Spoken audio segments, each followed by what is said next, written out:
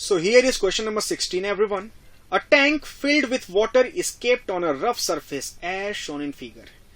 If cross-sectional area capital A of tank is much greater than the area small a of orifice, then minimum value of coefficient of friction mu between the tank and surface required such that the tank does not slip on the surface. Now first of all, since it is clearly mentioned that this area capital A is much higher than the area of orifice small a, so we can write the speed with which the water comes out V will be under root 2gh, which is known as velocity of efflux. Now we know that if water is coming out of here, then it will exert a backward force on the tank in this direction, and this force will be written by the expression rho A into V square, where A is this area of cross section from which water is coming out, V is the speed of water, rho is the density of water. V expression we already have written, so F equals rho A into 2g capital H. Now let us identify the total forces acting on the tank. The force acting on the tank due to flow of water in backward direction, so that is why the friction will act in forward direction, and that will be a limiting friction FL. Weight mg will be downward and normal reaction will be upward.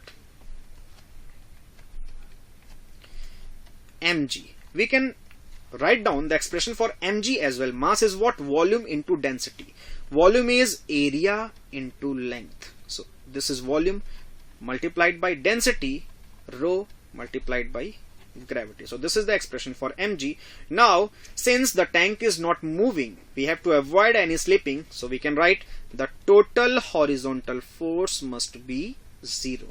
It means rho A to GH must be equal to FL, or rho A to GH equals FL is mu into normal reaction, that is mu mg, or mu into A H rho G. Hg cancel out, rho cancel out.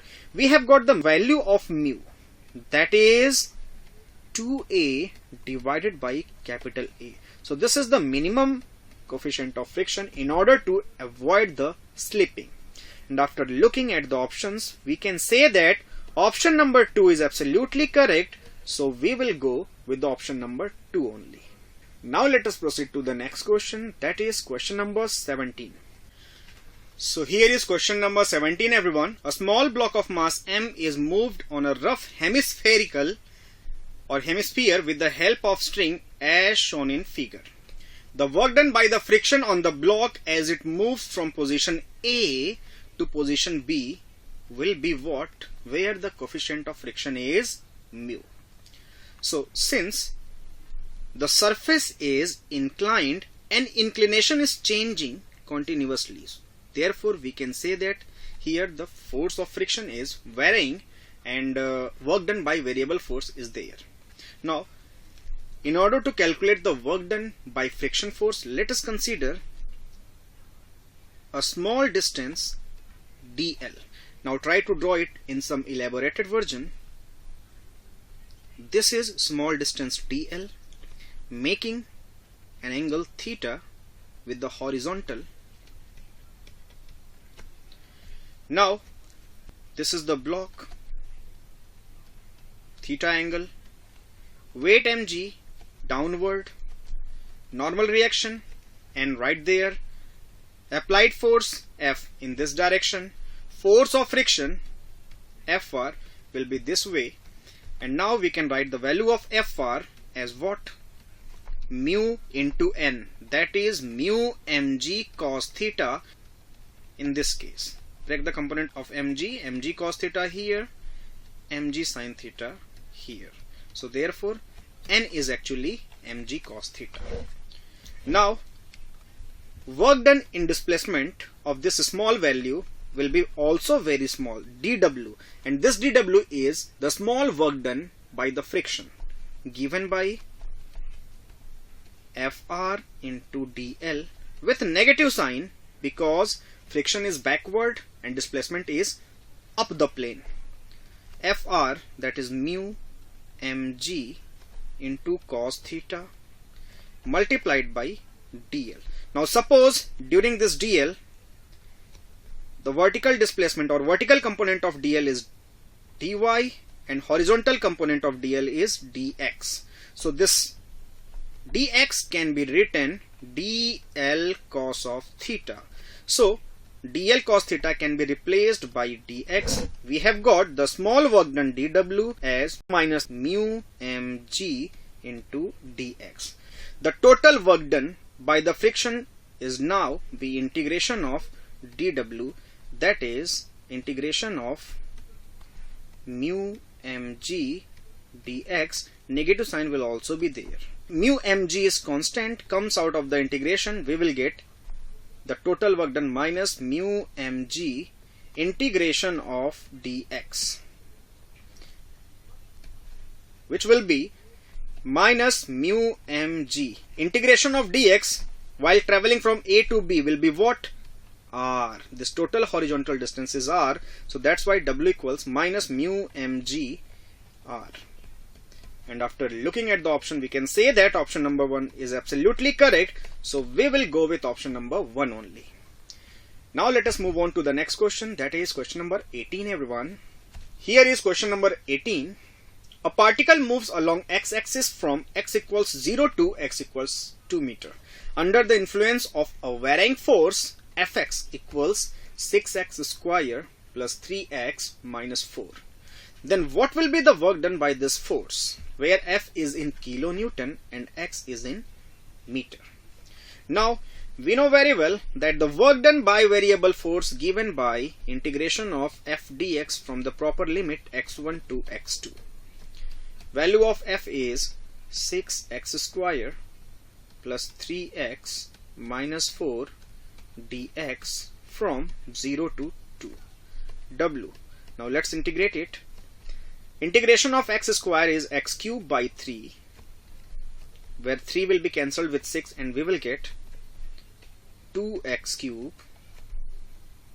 plus 3x square by 2 minus 4x limit 0 to 2.